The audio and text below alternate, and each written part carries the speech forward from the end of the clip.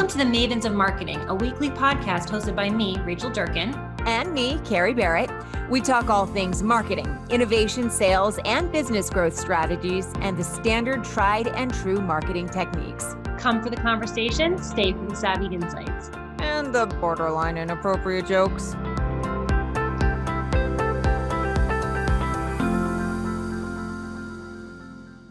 Welcome to this episode of the Mavens of Marketing. I'm one half of your lovely and talented co-hosting duo, Carrie Barrett, along with the also lovely and talented Rachel Durkin. Hello, my friend. Hello, hello. You've had a busy week. You have too. You know what? Let's put that shit aside. Who among us is not busy right now? I had like a nice calm 3 days between Christmas and New Year's, and then it just went to shit, so. That week didn't go exactly as I planned. Yeah, I think we had one of our team members that said it was a slow and quiet week, and we were all very upset because we all knew that meant it's going to turn around. And she was immediately fired. She cursed us. She cursed the entire world when she said that. Lorena, how are you? I am wonderful, and I'm so happy to be back with you guys again. Yeah. So for those of you who have not met Lorena, she has been featured on some episodes past of the Mavens of Marketing, but Lorena Mosquera, who you're the workflow expert at Paradigm Marketing and Design. I am the workflow strategist for Paradigm Marketing and Design. That is correct. And I am loving every minute of it. Oh, she has to say that. She does. Otherwise, 40 lashes with a wet noodle. Well, you can't say that because it's an HR nightmare. So let's just. Okay. Well, then just like 40 virtual slashes. Yeah, something like that. Anyway, we're talking today about the power of virtual events. And holy cow, it was not all that long ago that we all thought we were like almost stepping out of this situation that we were in. And while that had some people rejoicing, there were other businesses who operated online that really found their footing, but just like a small handful of people and businesses really knew how to make that situation work. They did the classic pivot, which is still a word that makes me barf, but the businesses who were able to do it or who already knew how to do it and were functioning well and completely in a digital and virtual space where like, this is, just like a pot of gold that was dropped in their lap. But there are some challenges, Lorena, like what, let's just, I guess, jump off. Like what makes a good virtual event? Because we're going to have to start planning them. There's so many little nuances to it, right? Yeah. So what ended up happening during the pandemic, we all expected it to be just a little while, like maybe 2-3 weeks. Then that turned into maybe a month or two. Then it was like any day now. And just when we got a taste of that freedom again, it just kind of came back. And I think one of the things that people are realizing is that in reality, why did we think that virtual events had to be like an all or nothing in person or all virtual, or you have to pick one? People are starting to realize that there is a huge value added that you can get from virtual events. Sometimes it can replace or actually be an add-on that you can have to an in-person event. So maybe you can have one in person and have one virtually. It just gives you a really nice feeling of having a backup, right? We all want to be successful. We all want to grow our lists. I mean, that's really why we do these virtual events, right? We want to send out invitations. We want to get people to hear about what we're trying to offer. And we want to grow that email list so that we can have additional names to reach out to so that we can share about all the other wonderful things that we're doing. I don't know about you guys, but when the pandemic hit, you mentioned this earlier, Carrie, there's a lot of companies we know that they were always virtual and they sold virtually. But in my experience, those companies were probably retail focused or e-com focused, not all, but a lot. Yeah. And for us small businesses who are in the B2B marketplace, I mean, we thrive on in-person sales. We have complex sales. That's how we sell. It requires a conversation. We have high ticket items and we need to talk to a human. And I don't know about you, but my sales team and myself included, we were terrified because suddenly, I mean, as a marketing company, we do a lot of marketing, but suddenly our point of sales where we were able to go out and shake hands and have conversations, that was gone.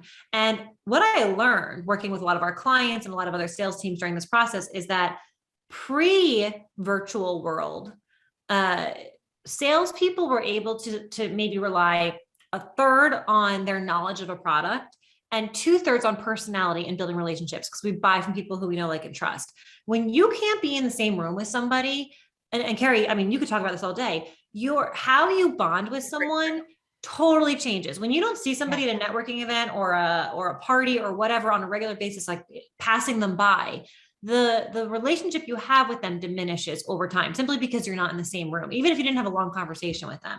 And so now I'm finding through networking and meetings in this virtual world, everything is purposeful, everything is specific, everything has a goal. And so that, shoot the breeze type of mentality no longer exists. No. And what terrified me as a sales team was we were losing a huge or all of our sales strategy and our approach, the human element. But what came out of it by accident was this replacement. And there's different goals and a different approach, but virtual events have proven to us, our business grew exponentially more in the last few years than it did before that, because this new strategy is even better, but it's really hard to figure out. And, Lorena and I can talk about that today, but Carrie, I'd love you to comment on this whole social interaction on virtual versus 100%. I'm super stoked to talk about this, because this is how I've always really strived. Is that a word? People always liked you on TV because you were so cool. I've striven. I've strove. Clearly. And I'm good with words. But no, I've always, my goal was always to operate this way. And the reason my goal was always to operate this way was because I was comfortable on TV. The camera thing really didn't bother me, but I saw video and virtual as a way to work beyond the hours that I had available during the day and beyond my available network. If you're great in the digital space, which we all have to be, right? If you're selling or doing anything online, you've got to have a digital presence. And it means not just like every now and then I do a post on, LinkedIn or Instagram. It means like understanding how to create content that is compelling, and then how to turn those views into clients or dollars. And it's not just about like selling stuff. It's about creating relationships with people who are watching. So it's about giving value. And sometimes that means it's a masterclass or a webinar or any of those, other options beyond the social. But really, what it has boiled down to businesses who operate or who have successfully navigated some of these changes is that you're gaining a digital presence, and it may change some of the services you offer. So like, for example, I used to do a lot of one-on-one coaching. Now I do it all virtually, and then I do them in a group program. So I can have people who join my group coaching from like Italy and South America and Canada, and I can work with them all at the same time. I don't have that availability when I'm working solely in person. And it's meant creating new products. It's meant creating things at a lower dollar amount, but that I use to nurture and grow and establish an authority. So let's say someone is making content, or they teach people how to they do copywriting, right? And you're not in person anymore. Well, you could create some sort of program that teaches people how to copyright, or the basics of it. And then you can use that, even if it's free, to grow a relationship or create that emotional connection beyond that immediate one-on-one thing. Does that all make sense? Yeah, well, there's new funnels that are available, but you've got to play it right. So I found that, so they did a study, and they found that after the pandemic, virtual events grew 290%, but that there's 70% more attendance or registration at virtual events than there are in person. The challenge shows up. No, yeah, and not only who shows up, but like the caliber of the people that are attending is different too, because you've got a lot of companies that, would limit the number of people that could attend a particular trade show because there's airfare and hotel and meals and all these reimbursements. By hosting a virtual event, you're actually allowing maybe more than one person to go to that trade show. Now you can maybe have 5 or 10, but also you've got those key decision makers that were likely to not go to some of these events. That didn't have the time. They didn't have the time that can now actually budget to actually go and are actually excited to go, because it's been a while since they've been able to attend some of these great events. And now they're actually back to learning in a very different way. And so you're getting access to key decision makers that you probably weren't getting before. But here's what's so important. And I'm going to ask you in a minute, Lorena, to walk us through what makes a good virtual event. But what I think is really important to note is how you handle the marketing mojo or the sales mojo around a virtual event versus an in-person event is very different.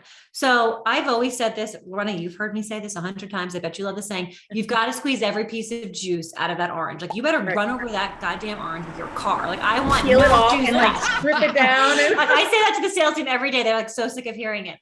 Anytime we do a marketing activity, which often revolves around a virtual event, you've got to use it.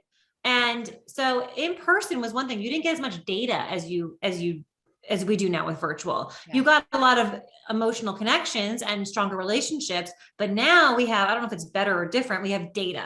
And so we have maybe half the people come to a virtual event, but 3 times as many people register. So our lists are much bigger, and we can work those lists, and we can adjust those lists, and we can create additional marketing touches. And so what's so important is using virtual events in your marketing strategy, what you were saying, Carrie, to facilitate those touches, to create those funnels. And it's a really valuable tool that I don't know that I truly understood. I mean, I understood it, but not to this level before COVID.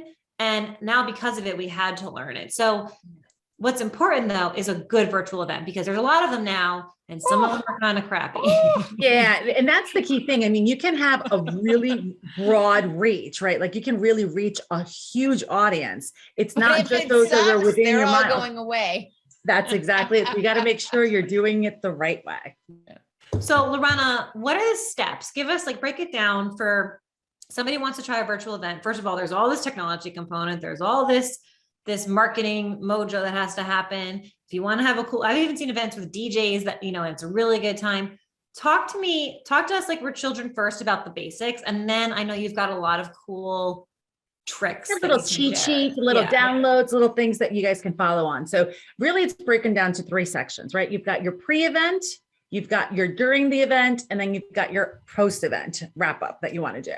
So before the event, that could be days, that could be weeks, that could be months, depending on the type of event that you're hosting and the volume of attendees and speakers, et cetera. You might have to do a lot of planning ahead of time, or you might be able to get away with a quick turnaround. So that's really the key thing, is determining how many weeks prior to your event you need to be planning. Now, from a marketing background, right? From talking from Rachel and everybody else on our marketing team, the longer you have to promote that event, the better off you are. So you want to make sure that if you're going to be going to a virtual event, you've got that timeline to make sure that your marketing efforts are actually going to share that event with as many of your target audience people out there in the universe as possible. You want to define purpose and goals, and most importantly, develop the budget.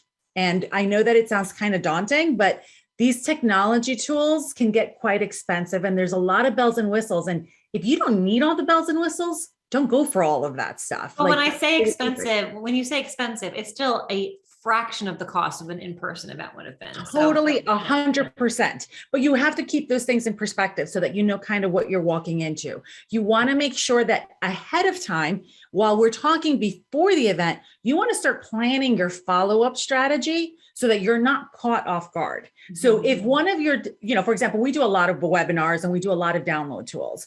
That's great, but I'm not going to talk about an event without having that follow-up message drafted and ready to go, so that as soon as the event is over, I can reach out to the attendees, send them a follow-up, and start that drip campaign. You don't want to be scrambling after the fact going, oh, I wanted to have a download. Oh, I needed a takeaway item. So you want to make sure you plan ahead of the event for that post-event. Does that make sense? Yeah. 100%. I used to make that mistake constantly. I'd speak and then I wouldn't have any way to gather any information. And now it's, I do an event or I speak at an event, and it's here's the download tool that has something to do with what I spoke. And then they get the download tool. And then there's a series of emails that come after it, like join the video challenge, or here's a masterclass or whatever, right? It's creating all of those touch points that build that relationship afterward. Exactly. Yeah. So we actually have, talking about download tools, we actually have this virtual event checklist on our download tool section of our website, because it's literally just things for you to cross off as you're getting ready for it. The other thing that's super, super important is preparing for the virtual experience. When we're talking about an in-person event, we kind of know sometimes we have the swag bags, right? We have the goodie bag, we have some flyers, we might have some brochures, but when we're talking virtual, we can't leave that aside. I mean, there are some virtual events that actually have wine tasting where they'll ship you out the wine beforehand in little vials so that you're all doing wine tasting. I'm not talking about wine, right? How little So is the It vial? is That 4:30. sounds Why are we disappointing. not doing that now? I don't know. I mean, I don't know about you, but I always have some sort of vial next to me when I'm doing We're obviously missing it. I hosted a virtual event for one of our clients, a nonprofit that actually did a window, not a window, what am I talking about? A flower arrangement. So that was awesome. They actually shipped out all their participants the flowers 24 hours before the event. And then they all did the flower arrangement together virtually. So there's all these creative ways of planning for a virtual event. So you want to make sure you know whatever the giveaway or the handout is, that you do it ahead of time.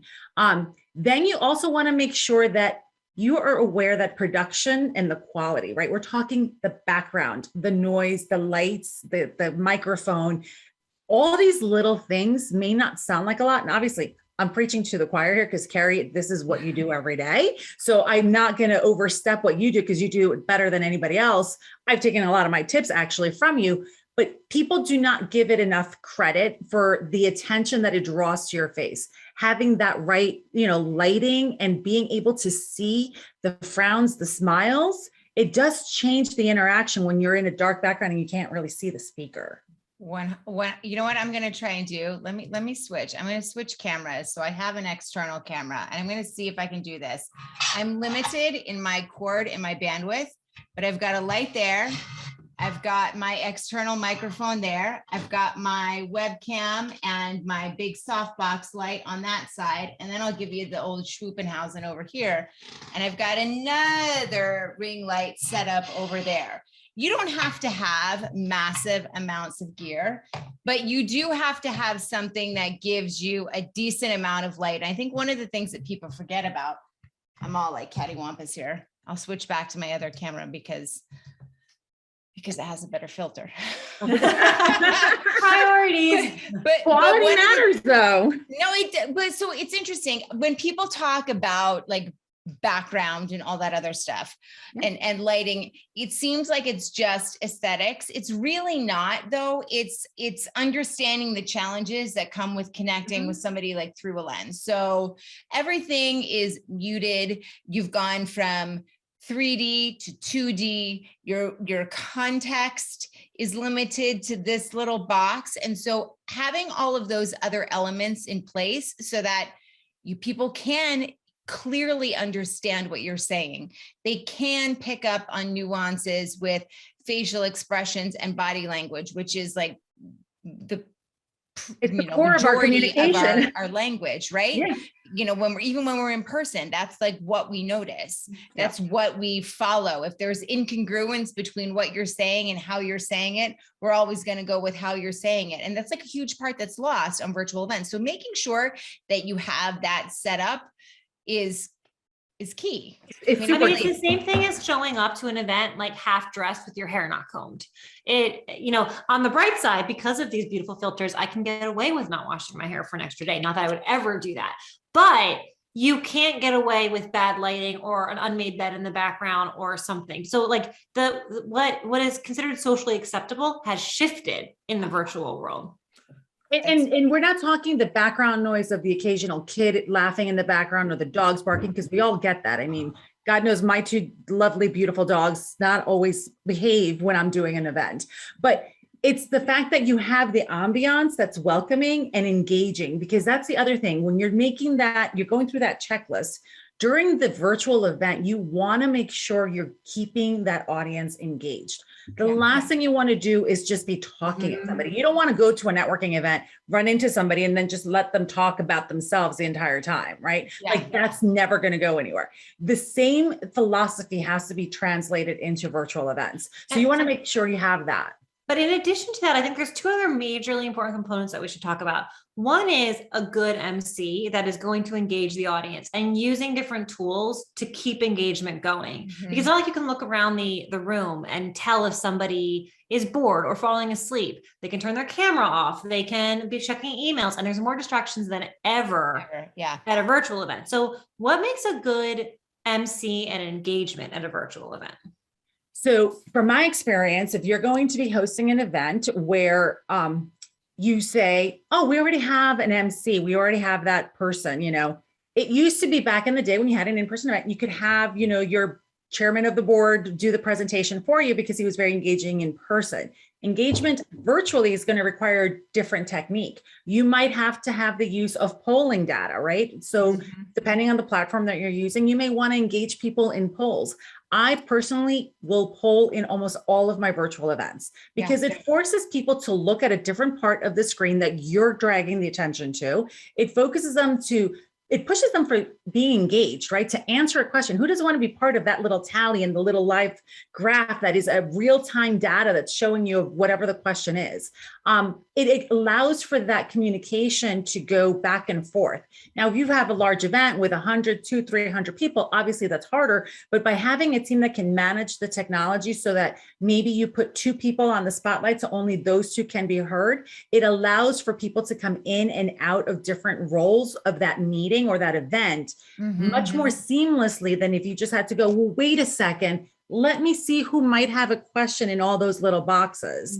So utilizing the technology, the icons, the Q&As, the submitted questions, all of those things allow you to be engaged. And you want to have, you want to have an MC that can multitask because that requires a very different type of personality, right? I'm not just talking now, I'm talking and doing at the same time.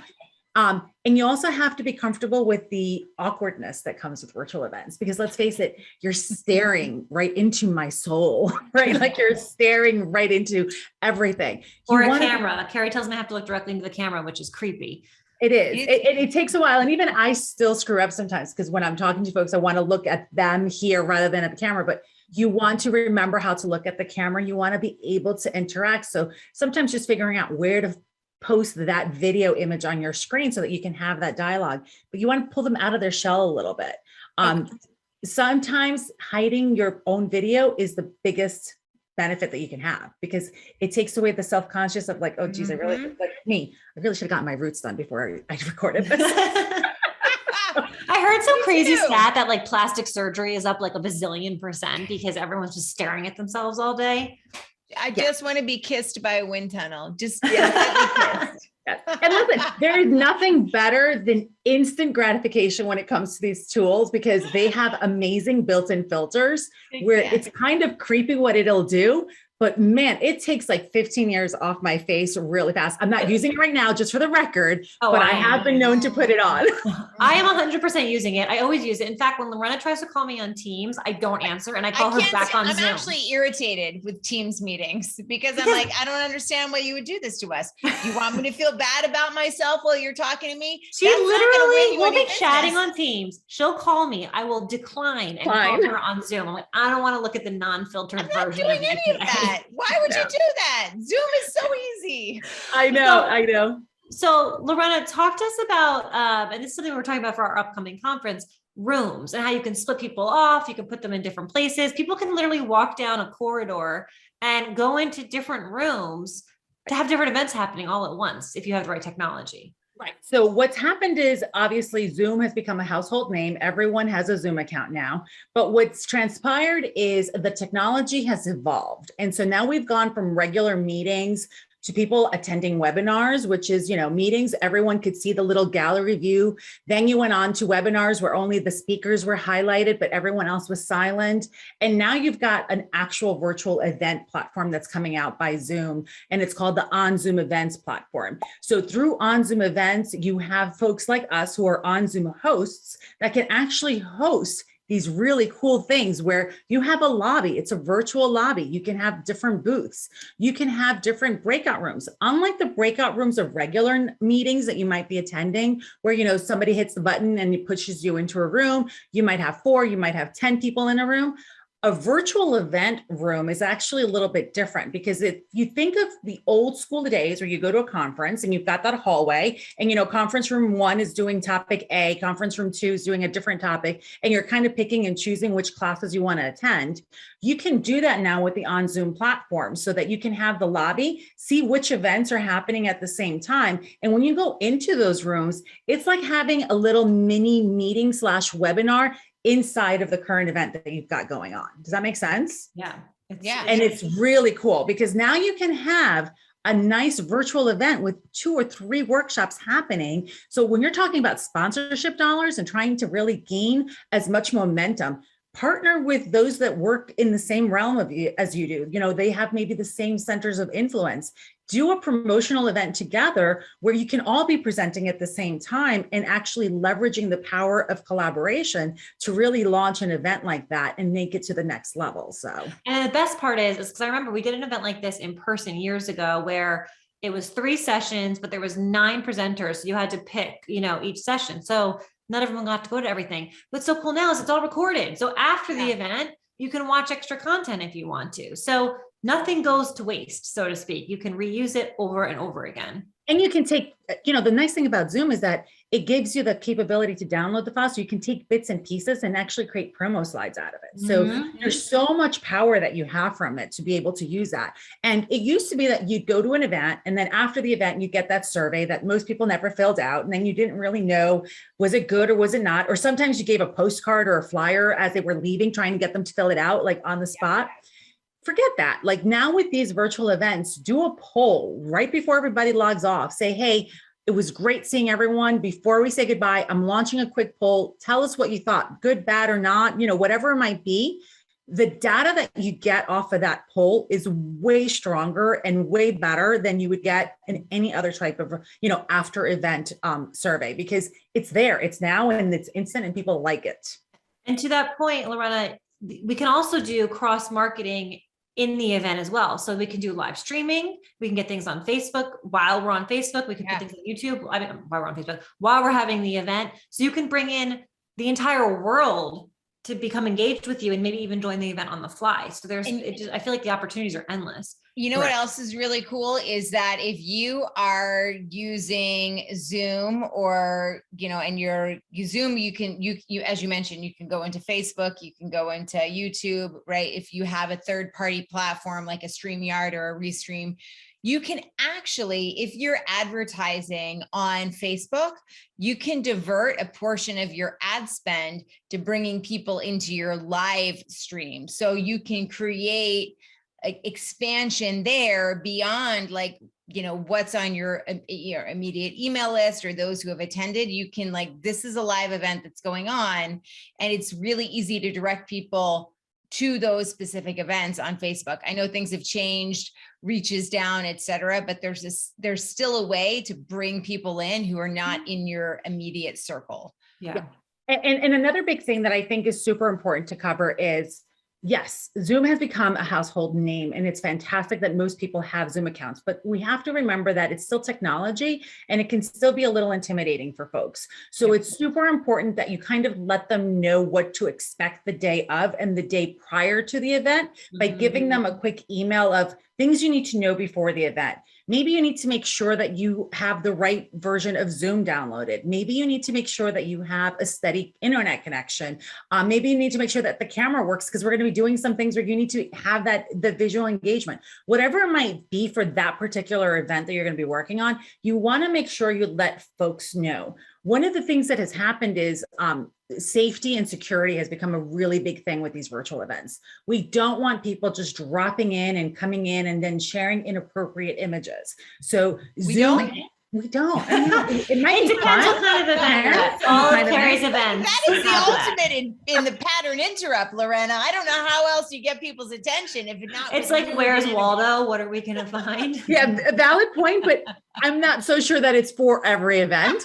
But with that said, you do want to make sure that you're wary of those security factors. And so what's happening is a lot of these platforms, not just Zoom, but any platform in general, is switching from hey, anyone can register and anyone can attend and you can share this link with anybody you want, to you need to register, you need to have an account, whether it's a free account or a paid account, it doesn't really matter. You just need to know that you're a legit person. Yeah. And that link that we're sending you, that's your link. That's not a link for anybody else. You can't share that.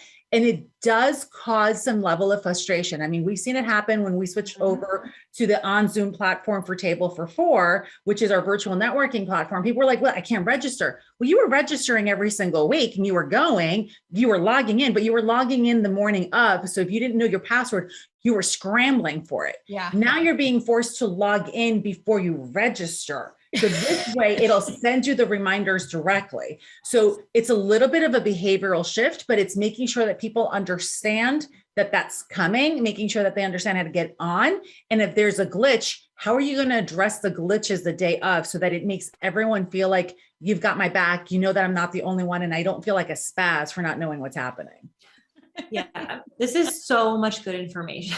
I don't know how this feels like a spaz. I don't know a lot. So can I just tell you a funny technology story? And this is going to relate. So years and years ago, I won't say this person's name. I had a client who we set up their email for them. And I gave her the login information. And so she put the email in, she put her password in, and it wasn't working. And I was getting very irate emails. They were very frustrated with me because they basically said that I didn't know what I was doing. I didn't set the email up right. So this is before the days of sharing screen. This was years ago. So I'm on the phone with her and I said, okay, are you on this link? Read the URL at the top to me. And she did, and it was correct. I said, what do you see? And she described it, email, password. I said, okay, go to the email field.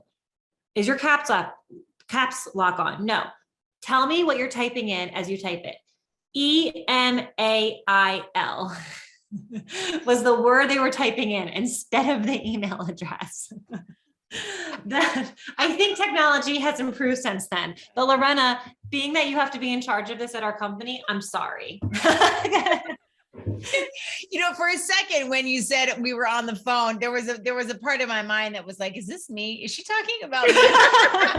Oh shit. I hope she doesn't say it was Carrie. I would never use your name, Carrie. I cannot tell you how many people call, message, text, email. It's not working. The platform is broken. And I don't know what you did. I can't get on. Well, you have a Zoom login. Well, yeah. Well, did you enter it? Well, no. Well, that's the problem with technology. It's Lorena, you and I've talked about this at length because we've tried lots of different strategies. Upfront emails, email 2 days before, 1 day before, screenshots. Yeah. Now we're actually at the point with our regular networking event where we have a tech person who is on site ready to help an hour before the event. Like we've started setting that up and it's been great. But so I highly recommend you have a tech person. If you're having trouble, call this person. They don't get a ton of phone calls, but they solve the comfort factor, the handful of problems that come up. So if you're having a big event, I can't recommend that enough, like a live tech person for the day of that people can call for help. But it's also very clear communication because some people are more tech savvy than others. And so making sure you're articulating it in such a way that it's understandable to everyone is really, really important. And describing something like, put in your email address in this format, that sounds so silly, like it's a joke, but a lot of people think that way and they don't have that level of technology knowledge. I don't know how to cook, so I need someone to explain cooking to me that way. Right. So I'm sure other people need technology explained, and this is a new world. So I think the communication factor is so important there. Yeah, absolutely. Giving them the how-to and putting it in different formats because everyone learns differently. So we've done everything from doing those emails that Rachel was talking about to as much as creating little mini YouTube videos, right? So that they can just click on it and it kind of shows them how to do it. You also have to be aware that there's different technology, different things. So it's important to kind of keep that in mind. And then last but not least is after the event, you want to make sure you've already worked out your after event follow-up strategy so that you can actually take care of that right away. You want to make sure that you give the sponsors whatever it is that you promised them, whether it's the email list or sample reporting of the polling data or anything else. You want to make sure you give that to them in the time frame that you gave, that you promised. And you want to make sure you're analyzing the data. Analyze the polls. Were they totally hidden anonymous polls, or were they polls with actual names attached? Because if they are names attached, maybe you want to follow up with them if there was something they did or didn't like, so that you can learn how to improve it. Those questions, even the ones at registration where people put in what they want to learn or what they're challenged with, they're so helpful in the sales follow-up process or in the networking process. It's a lot of good information. I want to add one additional thing, and this is more from a delivery aspect. And I'm sure that we have all seen this or experienced it to some degree in a virtual or even in an in-person event. But I was on a masterclass, a live masterclass yesterday. And the person who invited me was a connection on LinkedIn, not a close one, but we were nevertheless connected, and we had some mutual, acquaintances, et cetera. I obviously knew what she did, as did all of the other people who she had invited there. And we were probably 10 minutes into that virtual event where she was still extolling her values, her own personal, and I've done this and I've done that and I've done, right? So she's giving us value, right? When we're doing a virtual event, and sometimes those are master classes or webinars or whatever that provide networking and value.